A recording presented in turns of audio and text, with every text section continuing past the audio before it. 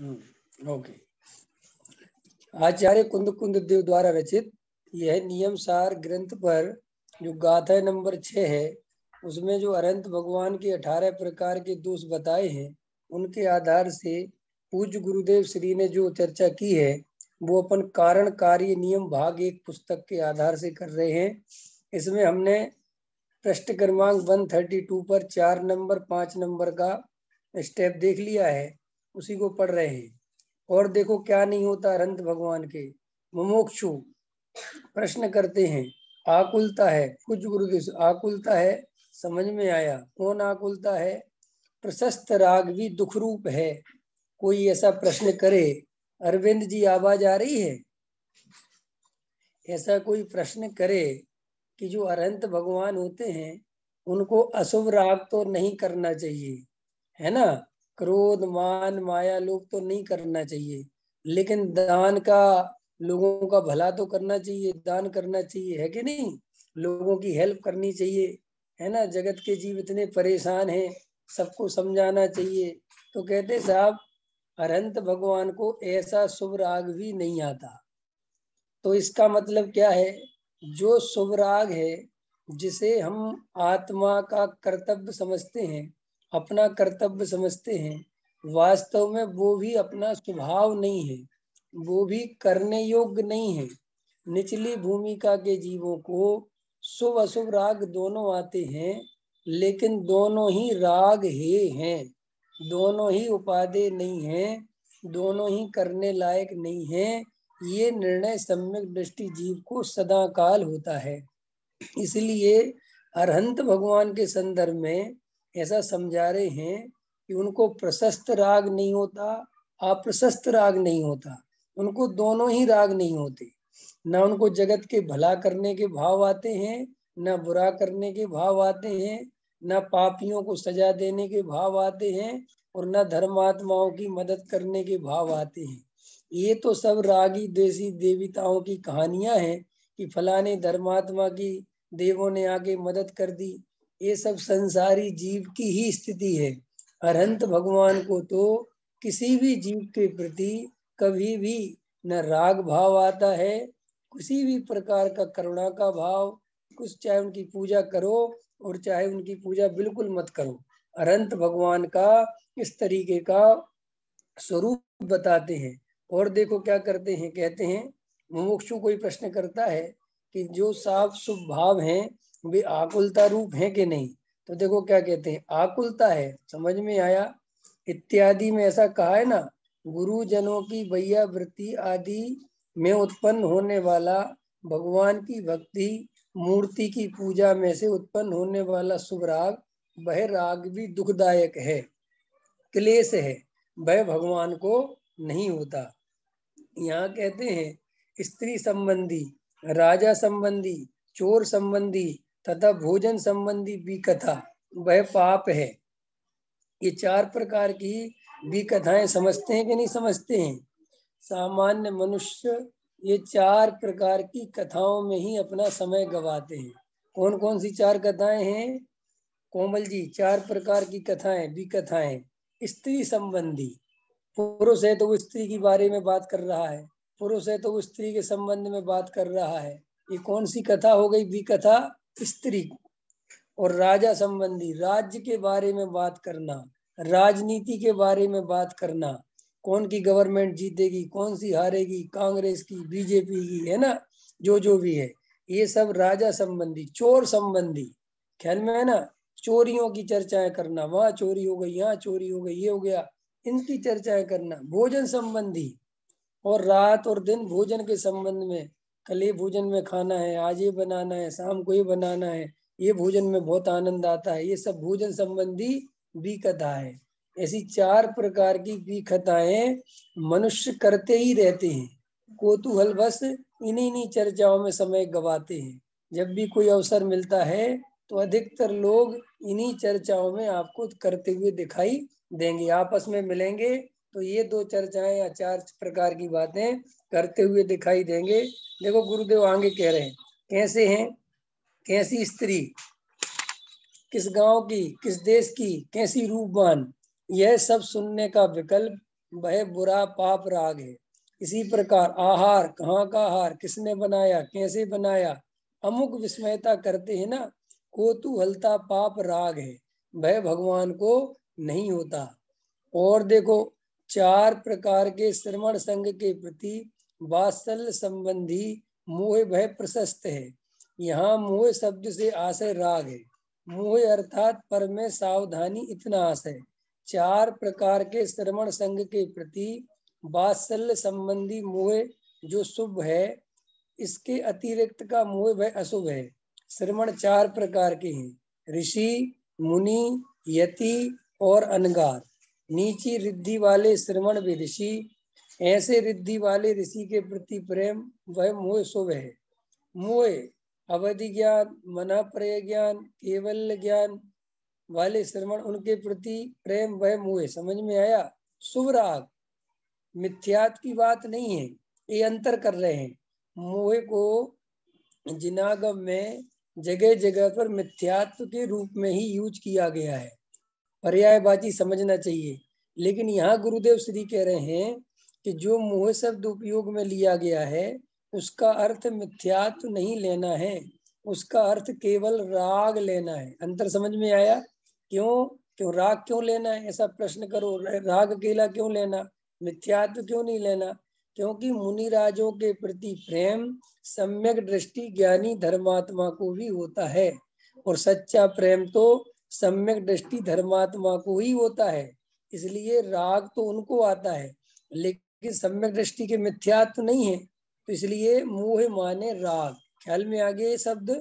मोह शब्द कोई पूछेगा साहब मोह शब्द क्यों लिया, तो यहाँ मोह शब्द राग के अर्थ में लिया है, मिथ्यात्व के अर्थ में नहीं लिया है। और देखो क्या कहते हैं, 4 प्रकार के श्रवण संग बताए। कितने प्रकार के श्रवण संग? 4 प्रकार की। कौन कौन से? ऋषि, मुनि, यति और अनगार। उपसमक अथवा चापक श्रेणी में आरोहण श्रवण वे यति हैं, उनके प्रति प्रेम भी राग। सामान्य साधु वे अनगार हैं, उनके प्रति प्रेम वह भी राग। समझ में आया? उसके अतिरिक्त 4 प्रकार के समझ में आ गए आपको? सिर्फ ऋषि, मुनि, यति और अनगार, ठीक है ना? तो जो ऋषि होते हैं वो रिद्धियों के धारी होते हैं, अवधि ज्ञान, मन परय ज्ञान के धारी मुनिराज। यति माने श्रेणी चढ़ने वाले, और अनगार माने घर छोड़कर रहने वाले सभी सामान्य साधु। उन सबके प्रति जो प्रेम है वह भी अरहंत भगवान को नहीं आता, ठीक है ना? अरहंत भगवान के समूह शरण में ये चारों तरह के साधु बैठे रहते हैं। तो अरहंत भगवान को उनके प्रति राग आता है कि नहीं आता? अरविंद जी, नहीं आता ना? क्यों नहीं आता? क्योंकि उनने समस्त प्रकार के राग का नाश कर दिया है। उन्हें किसी भी जीव के प्रति, चाहे वो कितने ही बढ़िया से बढ़िया हो, उन्हें केवल ज्ञानी परमात्मा को भी केवल ज्ञानी परमात्मा के प्रति राग नहीं आता है। और अगर वो राग आए तो वो अभी भगवान नहीं है। अरहंत भगवान तभी कहलाएंगे जब उनको किसी भी प्रकार का राग उत्पन्न नहीं होता हो, ठीक है? और देखो क्या कहते हैं, धर्म रूप तथा शुक्ल रूप चिंतन, धर्म ध्यान का चिंतन, शुक्ल ध्यान का अंतर विचार वह प्रशस्त है। उसके अतिरिक्त अप्रशस्त ही है। कौन सा? आत्म रूप और रौद्र रूप चिंतन, वे भगवान को नहीं होते, प्रशस्त भी नहीं और अप्रशस्त भी नहीं। किसका ध्यान करते हैं? ध्यान कहा है ना, शुक्ल ध्यान केवली को वे आनंद का अनुभव करें, वह ध्यान है। अतीन्द्रिय अमृत सागर उछल गया ना, ज्वार आया, ज्वार पर्याय में समुद्र उल्लसित होकर ज्वार आया। तुम्हारे में बाढ़ कहते हैं ना, बालचंद जी, बाढ़ कहते हैं, हमारे यहाँ भरती कहते हैं, भरती भरती। भगवान को तो अनंत आनंद की बाढ़ आई है। सुधा जल, अमृत जल जिनकी पर्याय में उछाला मारता है, उन्हें ऐसा राग आदि भाव नहीं आता। क्या समझा रहे गुरुदेव? कि जिनेन्द्र भगवान को ऐसी वीतराग दशा प्रकट हुई है कि उनके अंतरंग में वीतरागता की बाढ़ आ गई है। कैसा शब्द ले रहे हैं? काय की बाढ़ आ गई है? वीतरागता की बाढ़ आ गई है। सारा लोक का लोक उनके ज्ञान में झलकता रहता है। फिर भी उनको अपने ज्ञान में लोकालोक के प्रति इतना सा भी राग उत्पन्न नहीं करा सकता। ऐसा वीतरागता का भाव जिनके प्रकट हो गया है। इसलिए हे जिनेंद्र भगवान, आपके मानो वीतरागता की बाढ़ आ गई हो। आप तो सुधा जल अमृत जल जिनकी पर्याय में उछाले मारता हो, उन्हें ऐसा राग नहीं आता। और देखो क्या कहते हैं 8, त्रियंचों तथा मनुष्यों के वैकृत देह विकार वही जरा है। भगवान को जरा नहीं होती। करोड़ों पूर्व की आयुष हो तो भी जरा नहीं होती। जरा माने बुढ़ापा। अनंत भगवान को बुढ़ापा नहीं आता। समो शरण में विराजमान रहते हैं। करोड़ों वर्षों की आयु रहती है। अभी सीमंदर भगवान की कितनी आयु है कि सीमंदर भगवान की करोड़ों वर्षों की आयु है। जब हमारे यहाँ 9वें 10वें पता नहीं 12वें 13वें तीर्थंकर का जन्म होगा, तब तक वो यहाँ रहने वाले विदेश क्षेत्र में। इतनी लंबी आयु।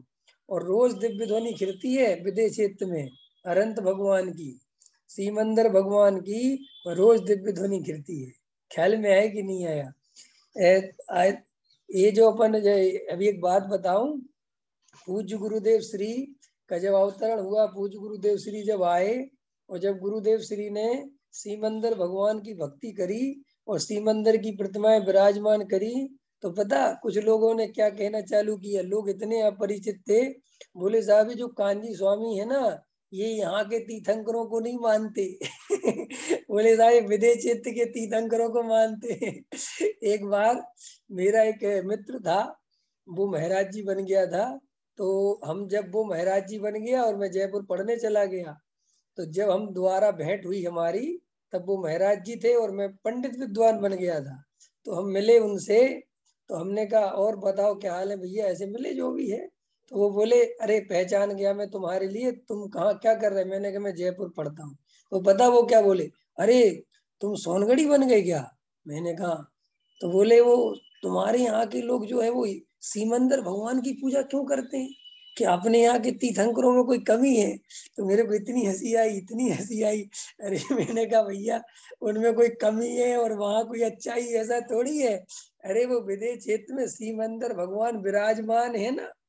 अब हमने कभी ज्यादा ध्यान नहीं दिया, जबकि आज से 100 150 200 वर्ष पहले जब गुरुदेव थे ही नहीं, तब ये ध्यानत राय जी ने किसकी पूजन है ना, ये सीमंदर पूजन, जिसमें भी विद्यमान भी तीर्थंकर, विदेश क्षेत्र में स्थित विद्यमान भी तीर्थंकर की पूजन तो अपन कब से पढ़ते आ रहे।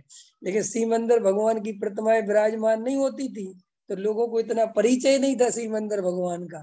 तो जब गुरुदेव श्री ने ये किया, तो बहुत लोग ये मानने लगे कि यहाँ के भगवान को लोगों को मानते नहीं है, ये विदेश क्षेत्र के भगवान मानते हैं। तो ऐसी अज्ञानता भरी पड़ी रहती लोगों में। ख्याल में है ना? अभी कल की घटना है। मैं हमारे यहाँ पे हमारे जैन साहब हैं, उनके यहाँ पे मैं गया, तो मैंने कहा भैया मुझे 2 किलो चावल दे दो, मंदिर के लिए तीर्थ के लिए जा। तो बोले अरे आप तो कांजी स्वामी वाले तो चावल चढ़ाते ही नहीं मंदिर में। मेरे को इतनी हंसी आई। मैंने कहा पता नहीं ये कौन कौन बताता रहता है। मैंने कहा आपसे किसने कहा? अरे बोले हमें पक्का पता है, हमें पूरा पता है, तुम लोग कभी सामग्री चढ़ाते नहीं। तो ऐसे ऐसी ऐसी कितनी कितनी अफवाहें चलती रहती हैं। तो मैं संदर्भ बता रहा हूँ कि लोगों को बहुत अज्ञान है, बहुत अज्ञान, कुछ नहीं पता अनंत भगवान का कैसा स्वरूप है, 18 प्रकार के कैसे दोष होते हैं, वे दोषों से कैसे रहित होते हैं, वो 24 घंटे अनंत भगवान करते क्या है। 99% लोगों को पता ही नहीं है कि होता क्या है, ये वीतरागता क्या होती है, ये हाथ में हाथ रख के वाली मुद्रा, इसका मतलब क्या होता है। ये तो बातें हम लोगों को भाग्य से पता चल गई हैं, तो अपन को बड़ी बातें नहीं लगती न। वरना भी आप लोगों के संपर्क में जाओ तो लोग ऐसी ऐसी बातें करते हैं, उनकी बातें सुन के लगता है कि ये बेचारे कितने अज्ञानता में जी रहे हैं। तो क्या कहते हैं, अरहंत भगवान को कभी बुढ़ापा नहीं आता। बहुत लंबी आयु हो, कितनी ही लंबी आयु हो, शरीर में जरा सा भी बुढ़ापा नहीं आता। शरीर जैसा एकदम जैसा रहता है सब वैसा ही बना रहता है, एकदम परम औदार्य, उसमें किसी प्रकार का कोई विकार नहीं आता। कभी अनंत भगवान को बुखार नहीं आता। अभी अपन को ऐसा लगता है कि ये क्या बात हुई, लेकिन श्वेतांबर मत में ये मानते हैं सब कि अनंत भगवान को भूख लगती है, अनंत भगवान को बीमारी हो जाती है, पेट में तकलीफ हो जाती है। ख्याल में आया कि नहीं आया? हम सब मानते हैं।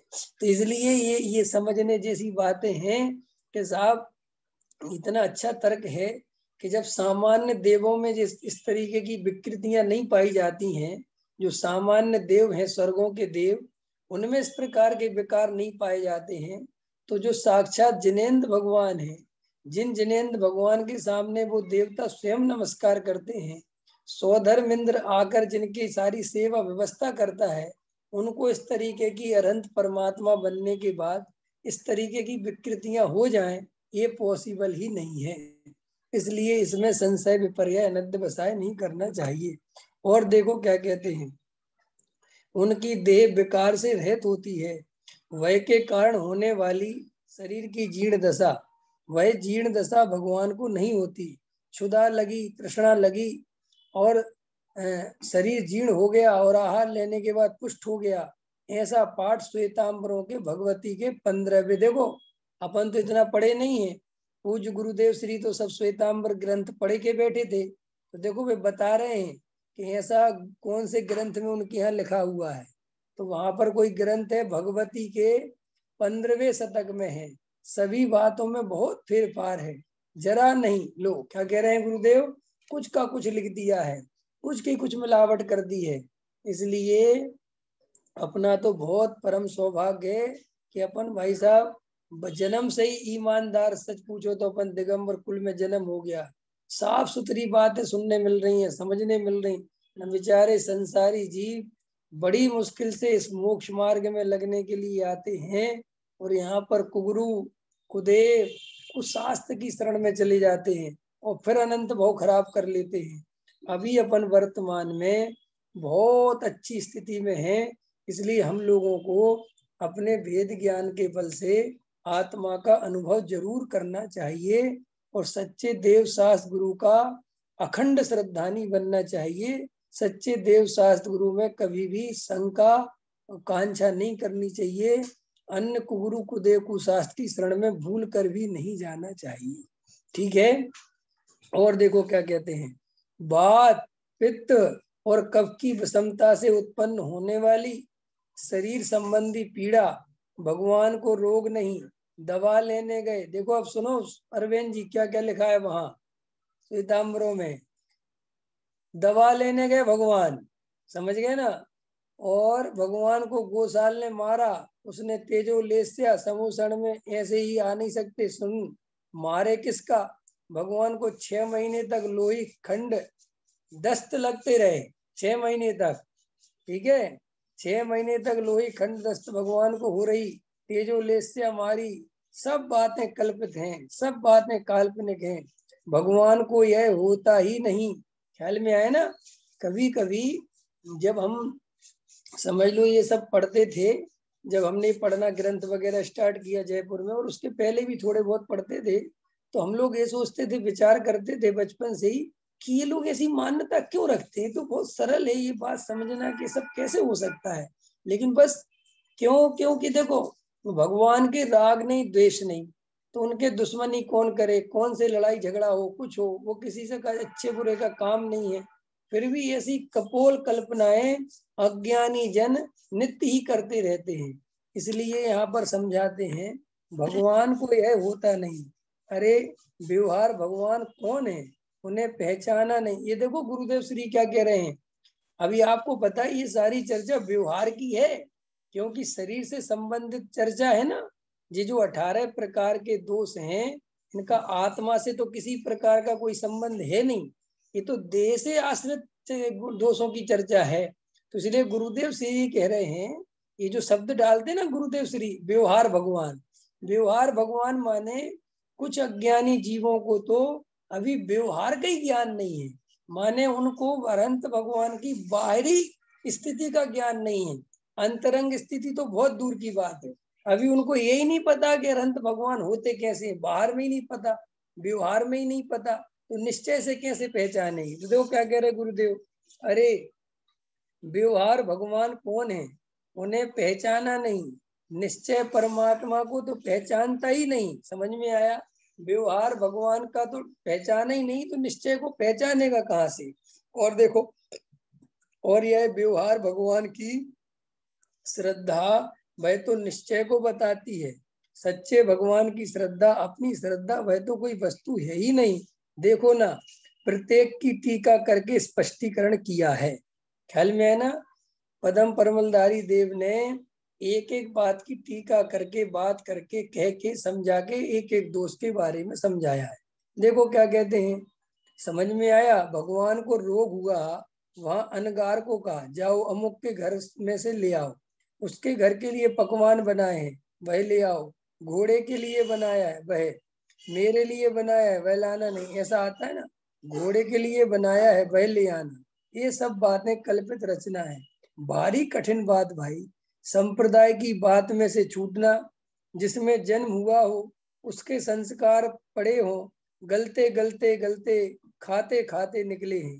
कितनी देर लगी, देखो ना। देखो गुरुदेव अपने बारे में कह रहे हैं, आपको पता है प्रमोद जी, पूज्य गुरुदेव श्री जब श्वेतांबर मत में दीक्षा ले रहे थे, एक्चुअली में गुरुदेव श्री तो शुरू से ही समझ लो बैरागी प्रवृत्ति के व्यक्ति थे।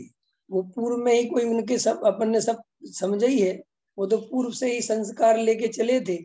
और कोई पाप का उदय ऐसा रहा कि यहाँ आ गए। तो गुरुदेव श्री जब श्वेतांबर मत में जन्म लेने की बात आई और वो उधर से निकलने के बाद जब दीक्षा ली, तो देखो गुरुदेव श्री को 45 वर्ष लग गए। और अंदर से उनको लगता था कि ये बात मेरे को जमती नहीं है, ये बात मेरे को जमती नहीं, क्योंकि वो सत्य सुन रखा था उनने पहले, लेकिन बीच में ऐसा कर्म का उदय आया तो वो बात जमती नहीं थी। तो देखो गुरुदेव खुद क्या ले रहे, संप्रदाय की बात में से छूटना, जिसमें जन्म हुआ हो, उसके संस्कार पड़े हो, वे गलते गलते बहुत टाइम, कोई विचार वाला व्यक्ति हो, कोई समझ लो जिसकी होनहार भली हो, वो ही व्यक्ति समझ लो पंथ संप्रदाय की पागलपन से छूट सकता है। वरना पंथ संप्रदाय का, परंपराओं का ऐसी हालत, ऐसे बीच पड़ जाते हैं, अच्छे अच्छे लोग अपनी परंपराओं से बंधे रह जाते हैं। अच्छे अच्छे बड़े स्वाध्याय सुनने वाले, समय सार सुनने वाले, वे भी अपनी परंपराएं नहीं छोड़ पाते। वे भी बहुत से काम गृहीत मिथ्या दर्शन वाले करते रहते हैं, और वे परंपराओं को ढोते हैं, और इतना सब स्वाध्याय सुनते हैं, सब समझते हैं, लेकिन उनके लिए धनतेरस अलग है और रीति रिवाज अलग है, सब करते रहते हैं। अंदर से कहीं से भी वो पंथ संप्रदाय की परंपराओं की गांठें तोड़ना, वो पंथ संप्रदाय के समझ लो संस्कार छोड़ना, वो बहुत कठिन पड़ता है। इसलिए हम लोगों को भी ये बचपन से जैसी आदतें पड़ जाती हैं, उन आदतों को बाद में छोड़ना बहुत कठिन पड़ता है। इसलिए गुरुदेव श्री अपने अनुभव से बता रहे हमारे लिए ये बात, अपने को कह रहे हैं वो, कि संप्रदाय की बात में से छूटना, जिसमें जन्म हुआ हो, उन उसके अपन को, अभी तो अपन दिगंबर हैं भाग्य से, अभी श्वेतांबर होते और दिगंबर बनने की बात आती, तब पता चलता है कि कितनी दिक्कत होती है, कितनी अंदर संशय। अरे भैया अब जैसा भी है हमारा ही पंथ अच्छा, ठीक है, अब वो ठीक है, कुछ गलतियां हो गई होंगी, लेकिन हम तो अपना संप्रदाय नहीं छोड़ेंगे। अब लोग जैसे मान के चलो, अभी कोई पक्ष से सोनगढ़ी बन गया, यहाँ का पंथ संप्रदाय में आ गया, अब उसको समझाया कि देखो ये पंथ संप्रदाय मत करो। बढ़िया महाराज जी आए उनके पास, अरे हमें नहीं जाना किसी महाराज के पास, देखो अब ऐसे एकदम पक्ष बन जाता है। हम उनसे कहो कि चलो मुनिराज, हमें नहीं जाना किसी मुनिराज के पास, सब बेकार है। एक अंदर से ये भाव गलत है, ऐसे नहीं होना चाहिए। तो देखो क्या कहते, देखो ना, खबर है या नहीं, ऐसे दोष अनंत परमात्मा को नहीं होते। ऐसे अरहंत की श्रद्धा करना वह शुभ राग है, और वह राग ऐसा बताता है कि अंदर में इसे निर्मल संकेत है। देखो क्या गजब बता रहे हैं, ऐसा बताता है। इसलिए व्यवहार की बात की है, माने अनंत भगवान की सच्ची श्रद्धा जिसे हो, अनंत भगवान के प्रति जिसे प्रेम हो, गुरुदेव श्री कह रहे वो इस बात की निशानी है कि ये जीव सम्यक दृष्टि हो सकता है, लेकिन जिस जीव के व्यवहार संकित का ही ठिकाना नहीं है, सच्चे देव शास्त्र गुरु की श्रद्धा ही का ठिकाना नहीं है, वो भगवान में ही अभी दोष देखता है। ऐसे जीव के सम्यक दर्शन 3 काल में हो नहीं सकता, और अगर इसी मान्यता से चलेगा तो भविष्य में भी नहीं हो सकता। इसलिए सबसे पहले प्रथम दृष्टि में देव शास्त्र गुरु का समीचीन ज्ञान होना चाहिए, उनकी समीचीन श्रद्धा होनी चाहिए। हमारा ये पहला कर्तव्य समझ लो, धर्म के क्षेत्र में जाना हो तो हमारा देव शास्त्र गुरु का एकदम व्यवस्थित ज्ञान और व्यवस्थित श्रद्धान होना ही चाहिए। और देव शास्त्र गुरु के संबंध में ऐसा निर्णय होना ही चाहिए कि चाहे कैसा ही पाप का उदय आ जाए, चाहे कैसी ही परिस्थितियां आ जाएं, कोई रागी देसी देवता, कोई किसी भी प्रकार की कोई मदद नहीं कर सकता। ये सब पुण्य पाप के खेल हैं। कभी भी रागी देसी देवताओं की शरण में नहीं जाना, ये निर्णय होना ही चाहिए। चाहे कुछ भी चलता रहे, उससे कोई बात नहीं। पाप का उदय आ गया, किसी ने कहा फलानी जगह चले जाओ, वहां तुम्हारा काम बन जाएगा, नहीं जाना किसी के पास, कुछ नहीं करना, जो होगा हो जाएगा। अगर ये श्रद्धा मजबूत रहेगा तभी तो बात बनेगी। और नहीं नहीं साहब यहाँ चले जाओ, वहां चले जाओ, इनकी पूजा कराओ, उनकी पूजा कराओ, क्या होता है थोड़ा कर लेंगे, तो फिर देखो भैया श्रद्धा कमजोर पड़ गया, श्रद्धा में मजबूती नहीं रही। इसलिए बहुत सारे लोग पुण्य के उदय में तो देव शास्त्र गुरु की श्रद्धा भक्ति करते रहते हैं, और जैसे ही पाप का उदय आता है तो कुगुरु कुदेव कुशास्त्र की शरण में भी चलते हुए देखे जाते हैं। इसलिए अपने को इसका बहुत निर्णय होना चाहिए। और देखो क्या कहते हैं, नियम सार जीव अधिकार, उसमें परमात्मा सशरीरी अनंत कैसे होते हैं, उनकी श्रद्धा व व्यवहार संकित है। व्यवहार संकित में श्रद्धावान परमात्मा कैसे होते हैं उसकी व्याख्या है। परमात्मा के शरीर को रोग नहीं होता, शरीर होता है, त्रिकाल ज्ञान होता है, अनंत आनंद होता है, शरीर होने पर भी उन्हें रोग नहीं होता। कोई ऐसा प्रश्न करता है मन में अथवा बाहर में प्रकट करता है कि जब उनके शरीर है तो उसमें रोग नहीं होता है, कैसे संभव है? शरीर है तो कोई ना कोई तो रोग हो सकता है ना। तो वो कहते हैं शरीर होने से रोग का कोई तादात्म्य संबंध नहीं है, कोई नित्यात्मक संबंध नहीं है कि शरीर होगा तो रोग रहेगा ही रहेगा। अरे कोई जीव उसका पुण्य का उदय हो, ऐसी योग्यता हो तो शरीर में कोई रोग नहीं होता, उसमें क्या आश्चर्य है। तीर्थंकर आदि को बहुत सारी सुविधाएं शरीर के संबंध में मिलती हैं, उनको कभी पसीना नहीं आता, उनको कभी थकान नहीं होती, उनकी कभी बीपी की बीमारी नहीं, कभी शुगर नहीं। अब कोई ऐसा कहे क्यों, अरे भाई ऐसा उनका पुण्य का उदय है। क्यों? क्योंकि ये शरीर पुण्य के अधीन काम करता है। जिस अभी वर्तमान में भी हम सब देखते हैं ना, कोई जीव स्वस्थ रहता है, कोई जीव रोगी रहता है, किसी को कोई बीमारी नहीं रहती, चाहे वो कुछ भी खाता पीता रहे। और कई लोग बेचारे बहुत सोच सोच के खाते हैं तो भी न जाने कितनी बीमारियां हो जाती। तो इसमें किसी की गलती नहीं है, ये सब पुण्य पाप के खेल हैं। इसीलिए हमारी दृष्टि, निर्णय होना ही चाहिए हमारी दृष्टि में कि भाई शरीर स्वस्थ रह सकता है, इसमें कोई आश्चर्य नहीं है।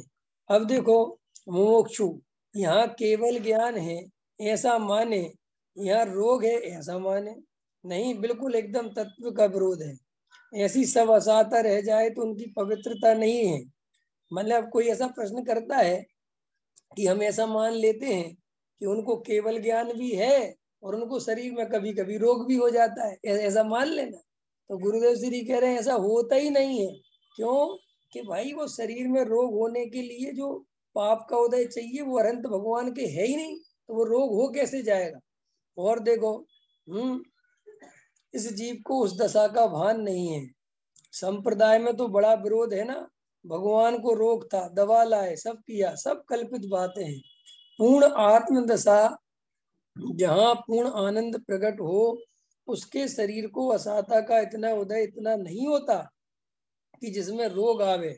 असाता की प्रकृति होती है, परंतु वह तो बड़े समुद्र में जैसे चुटकी भर राख डाले, ऐसे असाता के रजकण होते हैं। परम पवित्र आत्मा जहाँ पूर्ण हुआ, उनका शरीर परम औदारिक होता है, उन्हें रोग नहीं हो सकता। रोग मानते हैं, उन्हें परमात्मा की खबर नहीं है। ठीक हो गया, आगे चले। मोक्षु, उसे अघाती कर्म का ज्ञान बराबर नहीं हुआ, अघाती का नहीं, निर्मल पर्याय का भी नहीं। मोक्षु ने ऐसा प्रश्न कहा गुरुदेव श्री को कि जो वो अन्यमति हैं, जो श्वेतांबर मत के हैं, उन्हें शायद अघाती कर्मों का ज्ञान नहीं है। तो गुरुदेव कह रहे अघाती का भी ज्ञान नहीं है और निर्मल पर्याय का भी ज्ञान नहीं है। पूर्ण निर्मल हो तो कर्म का रस कितना घट जाए इसकी खबर नहीं है। देखो कितना सरल इस बात को समझना। हमारे जो मुनिराज होते हैं, जो आत्म ध्यान में रत होते हैं, उनको ही कितनी प्रकार की रिद्धियां प्रकट हो जाती हैं। पता है आपको कोमल जी, हमारे मुनिराजों को ऐसी ऐसी रिद्धियां प्रकट होती हैं कि वे सूखा रूखा भोजन करें तो उनके मुंह में जाते ही वो भोजन अनेक रसयुक्त परिणमित हो जाता है और इतना स्वादिष्ट हो जाता है कि उस जैसा स्वाद जगत में किसी भी प्रकार के भोजन का नहीं होता। 64 है? 64 रिद्धियां होती है ना। हाँ, 64 तरह की रिद्धियां होती हैं। तो उनमें कई रिद्धियां, मुनिराज आकाश गमन कर सकते हैं। मुनिराज का जरा सा हवा मुनिराज को छू के निकल जाए तो लोगों के रोग दूर हो जाते हैं। तो जब सामान्य मुनिराज जो छठवें सातवें गुण स्थान में झूलने वाले हैं, उनकी आराधना से इस तरह का पुण्य फलीभूत होता है, तो अनंत भगवान के तो भैया सभी प्रकार का मोह नाश हो गया, समस्त कर्मों का ही नाश कर दिया, घाती कर्मों का। तो उन अनंत भगवान को इस तरीके की अगर शारीरिक स्थिति बने कि उसमें किसी भी प्रकार का कोई रोग नहीं हो, भूख नहीं लगे, तो इसमें क्या आश्चर्य है? तो कहते हैं कि कोई आश्चर्य नहीं है। और देखो क्या कहते हैं, इसे एक का भी ज्ञान नहीं है, न निर्मल पर्याय का है, न जीव का है, न अजीब का है। देखो क्या कहते हैं गुरुदेव, अजीब का नहीं, जीव का नहीं, संबर निर्जरा का नहीं, मोक्ष का नहीं, वास्तव में एक भी तत्व की खबर नहीं है। जिन्हें आत्मा के ध्यान द्वारा अघाती कर्म का रस बहुत मंद पड़ गया है, असाता का उदय तो अत्यंत मंद पड़ गया है, अनंत अनंत साता रखते हैं, ऐसी पवित्रता के परिणाम को भी पहचाना नहीं कि ऐसे परिणाम हो, वहां असाता हो नहीं सकती, ऐसी बात जरा सूक्ष्म है। वास्तव में तो 9 तत्व में भूल है, समझ में आया? यह 10वां बोल आया। परमात्मा शरीर होने पर भी उन्हें शरीर में रोग नहीं होता। अब देखो आगे कहते हैं, साधी सानिधन मूर्त इंद्रियों वाली विजातीय नर नारकादि विभाव व्यंजन पर्याय का जो विनाश, उसी को मृत्यु कहा गया है। भगवान को मृत्यु नहीं, मृत्यु उसे कहते हैं कि भवांतर होकर दूसरा जन्म हो तो मृत्यु, और दूसरा जन्म है ही नहीं। ऐसी आत्मा का पूर्ण परमात्म दशा यहाँ केवल ज्ञान में होती है, ऐसा कहते हैं। मृत्यु किसे कहते हैं? जब अभी जो हम जब हमारी हम जैसे भी मिथ्या दृष्टि जीव हैं, तो हमारा मरण हो तो हम कहाँ जाएंगे कि अन्य भाव में जाएंगे, तो हमारी मृत्यु होगी। लेकिन अगर हम सम्यक दृष्टि हो और हमारी मृत्यु हो, तो अभी लोक में उसे मृत्यु नहीं कहते, तो उसे कहते समाधि मरण। क्या कहते हैं? समाधि मरण। तो फिर वो तो अनंत भगवान है, उनके तो भाव का ही अभाव हो गया, उनको तो अब यहाँ से सीधा सिद्ध भगवान होना है, इसलिए उनके मृत्यु नहीं होती। हम ऐसा नहीं कहेंगे कि अनंत भगवान की मृत्यु हो सकती है, ख्याल में है कि नहीं है? उनकी मृत्यु नहीं होती, उन्हें कोई मारने वारने की बात ही नहीं है। उन्हें किसको मारेगा, क्या मारेगा? उनको तो स्वयं में भी अघाती कर्मों की जो सत्ता है, तब तक इस संसार के बीच में रहते हैं, और जैसे ही अघाती कर्मों की समय पूरा होता है, 1 सेकंड के अंदर सिद्ध भगवान बन जाते हैं, अशरीरी हो जाते हैं, किसी भी प्रकार का कुछ भी उसमें दोष नहीं आता। देखो अभी लोगों को परमात्मा कौन है, उनकी श्रद्धा क्या, स्वभाव को ऐसा ही परमात्मा मैं हूं। अब देखो थोड़ी अपनी चर्चा आ रही है। ऐसे दृष्टिवंत को ऐसे परमात्मा की व्यवहार श्रद्धा होती है। देखो गुरुदेव क्या लेते हैं, व्यवहार श्रद्धा किसे होती है? जिसे अपने चैतन्य स्वभाव की खबर हो, जिसे ऐसा भान हो सत्य है, अपने को भगवान माने बिना, अपने को आत्मा जाने बिना, अपने का स्वभाव जाने बिना हम 3 काल में भी भगवान को नहीं जान सकते। आपसे मेरा प्रश्न है, ये बताओ, जब आप अपने को आत्मा नहीं मानते, अपने ज्ञान स्वभावी जीव तत्व को नहीं पहचानते, तो आप अनंत भगवान के बारे में क्या सोचते होंगे? बताओ, आप अनंत भगवान को कैसे पहचानोगे? ये पहली शर्त है। जो अपने को मोही रागी देसी मानता है, वो भगवान को पहचान ही नहीं सकता। भगवान को पहचानने के लिए अपने अंदर जो चैतन्य स्वभाव विराजमान है, उसकी खबर जिस जीव को होगी, वही जीव वास्तव में जानता है कि भगवान क्या होते हैं, भगवान को कैसा आनंद आता होगा अपनी आत्मा में रमकर, और वीतरागता का मतलब क्या होता होगा, वो ही उन शब्दों का भाव भाषण जान सकता है। जो मिथ्या दृष्टि जीव हैं, जो अज्ञानी हैं, जो पर्याय में ही तन्मय हैं, जो अपने को पर्याय दृष्टि से ही देखते हैं, वे जिनेंद्र भगवान के मंदिर में खड़े होकर प्रतिमा जी के सामने कितनी ही पूजा भक्ति करते हो, उनकी पूजा भक्ति में किसी भी प्रकार की वास्तविकता नहीं है। क्यों? क्योंकि पूजा भक्ति की वास्तविकता तो केवल और केवल एक सम्यक दृष्टि धर्मात्मा की ही होती है। क्यों होती है? क्योंकि सम्यक दृष्टि धर्मात्मा ही जानता है ना कि क्या चीज है। तुम ऐसा समझ लो। अरविंद जी, एक उदाहरण देके तुम्हें समझाता। जैसे तुमने कभी आम खाया नहीं, कभी आम चखा नहीं, तुम्हें आम का कोई ज्ञान नहीं, और मैं तुमसे कहूं कि ये जो सामने आपके व्यक्ति बैठा हुआ है, ये आज बढ़िया एकदम हापुस वाले आम, बढ़िया आम इसने आज 10 किलो खाए, तो तुम्हें कुछ भाव भाषण होगा, क्योंकि तुम कहोगे जी आम होता क्या है, और फिर भी मैं आम की बहुत महिमा करूं, बहुत मजा आता है, बहुत बढ़िया होता है, खाने वाले को ही पता चलता है। और तुम ऐसा सुन सुनकर तुम भी महिमा करने लगो, तो अभी वो महिमा कितनी सच्ची होगी बताओ। लेकिन आम का जरा सा टुकड़ा तुम्हें चखने एक बार मिल गया, और फिर तुम्हें जो आम की महिमा आई, वो महिमा की बात ही अलग है ना। ऐसे ही जिस जीव ने जब तक अपने को आत्मा ही नहीं देखा, अपने को आत्मा ही नहीं माना, वो तो परंपरा से जिनेंद्र भगवान की भक्ति करता है, वीतरागियों की भक्ति करता है। क्यों करता है वीतरागियों की भक्ति? क्योंकि वो वीतरागियों के कुल में पैदा हो गया। तो देखो, ये पूजा भक्ति हम अकेले ही थोड़ी करते हैं, हिंदू भी करते हैं, मुसलमान भी करते हैं, ईसाई भी करते हैं, पारसी भी करते हैं, सिख भी सब करते हैं। तो उनसे पूछो कि तुम भगवान के बारे में क्या जानते हो, क्यों करते हो, तो पता उनका तो एक ही उत्तर है कि साहब भगवान शक्तिशाली होता है, भगवान सर्वशक्तिमान है, वो अच्छा बुरा कर सकता है, वो हमारा अच्छा बुरा करता है, अगर हम उसकी पूजा नहीं करेंगे तो हमारे काम बिगड़ जाएंगे। तो वो तो भगवान को इस दृष्टि से जानता है। और किसी वीतरागी वाले से पूछो कि तुम क्यों मानते हो, तो वो उसके पास भी ये उत्तर है कि भैया भगवान बहुत बड़ी चीज है, भगवान की श्रद्धा तो रखनी चाहिए। जो लोग भगवान को नहीं मानते, उनके तो बहुत पाप का उदय आ जाता है, उनके तो पाप का घड़ा जल्दी भर जाता है। भगवान के पास जाने से, भक्ति करने से पुण्य बनता है, सब बढ़िया बढ़िया व्यवस्थाएं बनती हैं। तो देखो, अज्ञानी संसारी जीव भगवान को इसलिए मानते रहते हैं। अभी अभी अपने से कोई कहे कि हम मंदिर क्यों जाते हैं, बताओ हम मंदिर क्यों जाते, तो भैया जिनका अभी ये निर्णय अंदर से आवाज आती हो कि हम पुण्य के लिए मंदिर जाते हैं, उन्होंने अभी भगवान का स्वरूप ही नहीं समझा।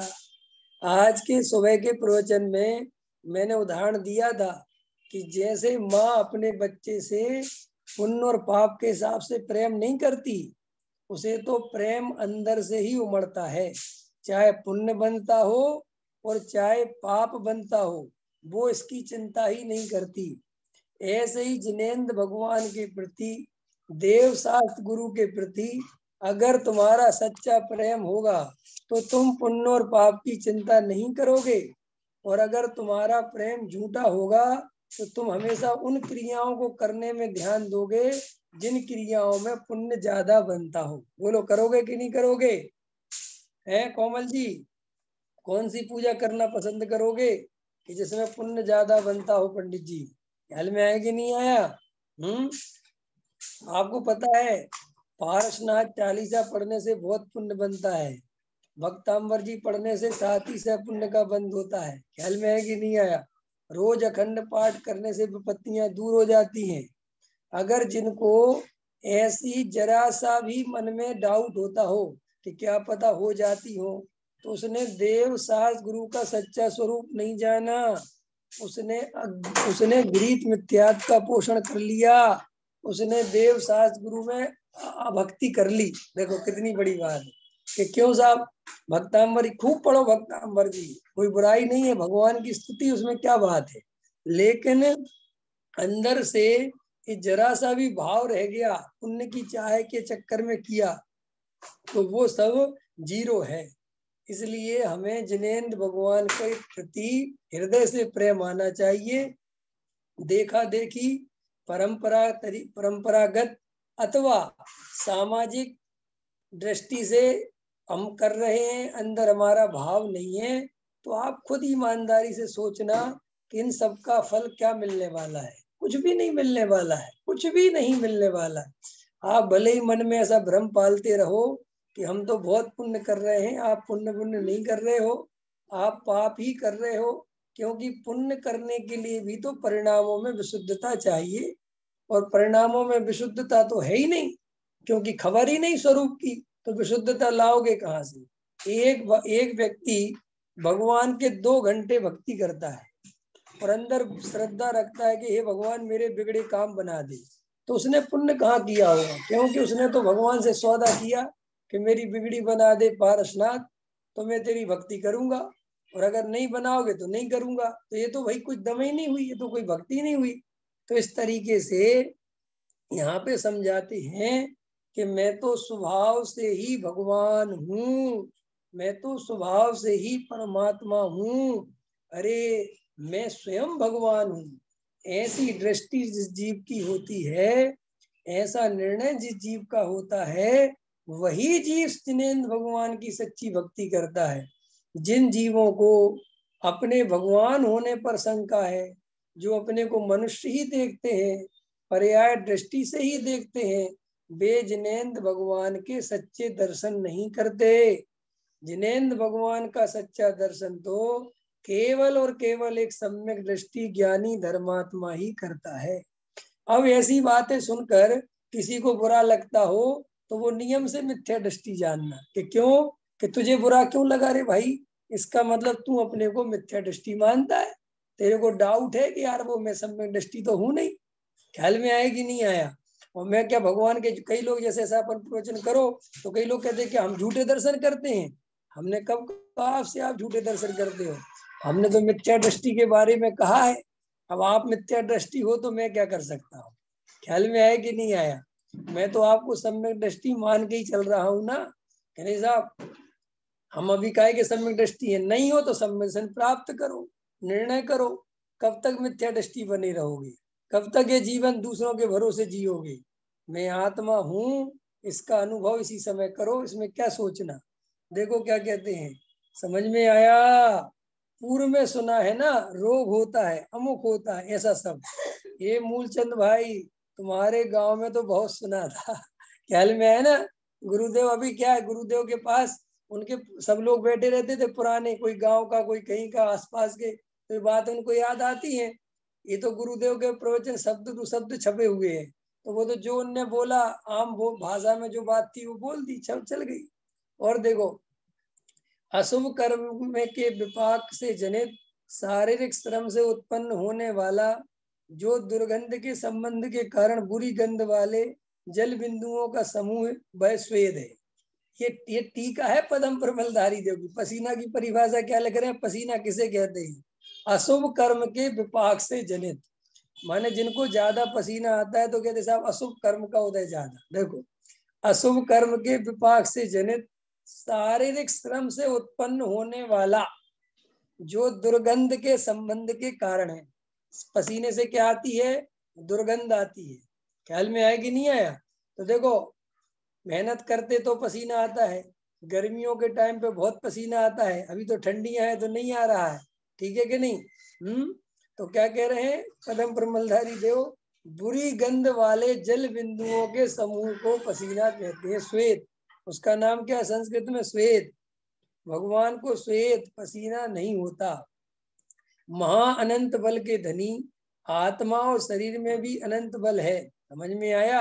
अरे आत्मा तो अनंत बल के है ही, शरीर भी अनंत बलशाली होता है उनके। ऐसे अरहंत ऐसा बोले, लमो अरिहंताड़म, लमो अरिहंताड़म, सो कहे उन्हें रोग होता है और वे आहार लेते हैं, उन्हें तृषा लगती है और वे पहले समय में परमाणु ग्रहण करते हैं, दूसरे समय छोड़ते हैं। उसने परमात्मा को पहचाना नहीं, इसलिए विवाह श्रद्धा सच्ची नहीं है, उसकी निश्चय श्रद्धा भी सच्ची नहीं है। भगवान को किसी भी प्रकार का पसीना नहीं आता, ठीक है ना। अनिष्ट की प्राप्ति अर्थात कोई वस्तु अनिष्ट लगना, वह खेद है। अनिष्ट लगना, खेद वेद भगवान को कुछ नहीं होता। खेद तो समझते हैं ना, खेद उत्पन्न हो जाते हैं अपने को, कोई बात, अरे यार बहुत, ऐसे भगवान को कभी कोई खेद नहीं होता कि साहब गलती से बात निकल गई, मैं खेद जता रहा हूँ। अनंत भगवान के किसी भी प्रकार की कोई गलती नहीं होती, उनसे समोषण में किसी प्रकार के गलत शब्द निकलते नहीं, बिल्कुल एकदम व्यवस्थित दिव्य ध्वनि खिलती है, उनमें कोई गलती होने का अवसर नहीं है। इसलिए जैसे अपन को हो जाते ना, अरे सॉरी सॉरी मैं गलती से बोल गया, ऐसे अनंत भगवान की गलती नहीं होती। तो इस तरीके से हमने आज 12 तक प्रश्न देख लिए हैं। अब अपन नेक्स्ट क्लास में 13 नंबर के उस पे दोस्त पे चर्चा करेंगे। अभी का समय हो गया।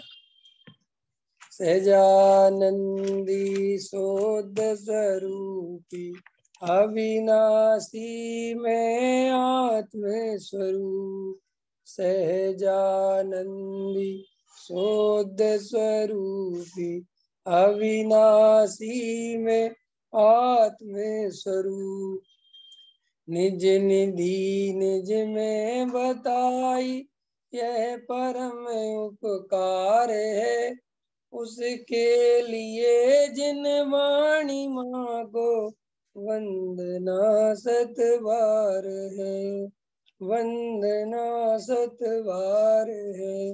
बोलो द्वास्ताग्नि जिनवाणी माता की जय, महान जैन धर्म की जय, पंच परमेष्टि भगवान की जय। ये जो धनतेरस होता है वो धन्य तेरस है।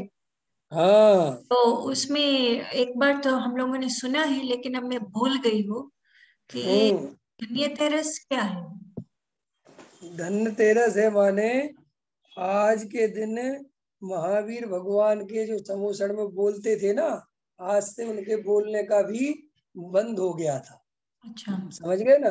तो उनकी जो मन वचन काय की प्रवृत्ति थी वो आज वो भी रुक गई थी। इसलिए कहते सब आप भगवान धन्य अब तो जाने ही वाले हैं, तो उसको धन्य तेरस के रूप में याद किया जाता है। मन वचन काय का निरोध की प्रवृत्ति रुक गई थी ना, उससे कारण। ठीक है, थैंक यू। आज मतलब समझ लो अंतिम दिव्य अंतिम बार बोले थे, आज बोल के खत्म कर दिया था। ख्याल में ना, धन्य है भैया आज का दिन। अब आज के बाद महावीर भगवान अब नहीं बोलेंगे, है ना।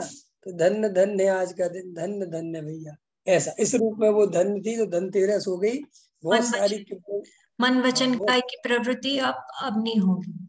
हाँ तो ये बहुत सारी बहुत तरह की किंवदंतियां चलती हैं, सब तरह की चलती हैं, सबने अपने अपने अनुकूल जिसको जो जो लगी। देखो अब आपने प्रश्न पूछा है तो बता देता हूँ। पर्वों के संबंध में जितनी भी घटनाएं हमें और आपको सुनने मिलती हैं, उनकी वास्तविकता से बहुत कम संबंध होता है। क्यों? जितनी भी घटनाएं आपको दुनिया में, दीपावली है, कोई भी जितनी भी, तो सब क्या करते हैं, सब अपनी अपनी परंपरा उससे जोड़ लेते हैं। ख्याल में है ना कि साहब ये दीपावली हमारे कारण मनाई जाती है, कोई कारण हमारे कारण मनाई जाती है, कोई कारण हमारे कारण मनाई जाती है। ऐसी बहुत सारी चीजें सब अपने अपने जिसको जो उचित लगता है, तो इसलिए उनमें बहुत ज्यादा अपन को नहीं उलझना चाहिए, या ज्यादा विचार के साथ ऐसे ही हुआ होगा, जरूरी नहीं है, कुछ और भी कारण हो सकते हैं। मतलब लेकिन अपने को ये अनुकूल लगता है, अपने को ये बात सटीक लगती है, तो अपन ने इसको स्वीकार कर लिया। बाकी इन चीजों में बहुत ज्यादा समझना और उलझने जैसा नहीं है। जैसे ये जो रामचंद्र जी थे, वो एक हाँ दिवाली के दिन नहीं आए थे अयोध्या, वो तो चैत्र महीने में आए थे वापस। हाँ, वो पढ़ा पढ़ा था मैंने भी, वो एक शोध आया था, वो पढ़ा था मैंने भी। मेरा कहने का मतलब है कि ये सब चीजें आपस में एक दूसरे से कैच कर लेते हैं। बहुत सारी चीजें आपको जब इधर भारतीय संस्कृति में आप देखोगे तो अधिकतर सब लोगों ने त्योहार मनाने का वही टाइम चुन रखा है। अधिकतर सबके वही टाइम सेट रहते हैं। अपने उसी समय 10 लक्षण आएंगे तो उनके गणेश चतुर्थी आएगी, अपना कुछ आएगा स्टैंड का तो उनका कुछ आएगा। ये सब चीजें लगभग समझ गए ना, क्योंकि सब सबने अपनी अपनी टाइमिंग देखी तो सबको लगा कि भाई जो अपना ये वाला टाइम है 10 लक्षण वाला, ये बहुत अच्छा टाइम है, क्योंकि बारिश होती है तो सबने अपने अपने धर्म में अपने अपने बना लिए। ख्याल में है ना, तो ये सब सिस्टम है, इनमें अपन को जैसा है तो चल लेंगे। और कुछ बात? ठीक है, ओके साहब।